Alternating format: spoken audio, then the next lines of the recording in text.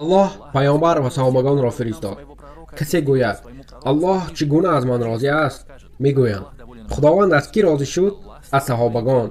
آنها از الله راضی اند و او نیز از آنها راضی است.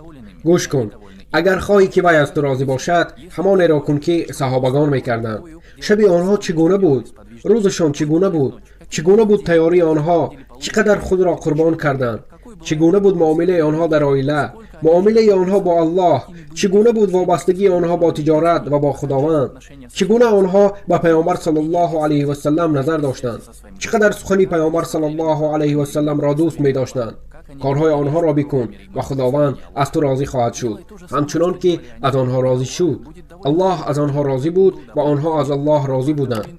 این برای آنهایی است که از الله می ترسند و از داشتن ترس الله به دست آورده می شود. و صحابگان همانهایی هستند که در دل ترس از الله دارند.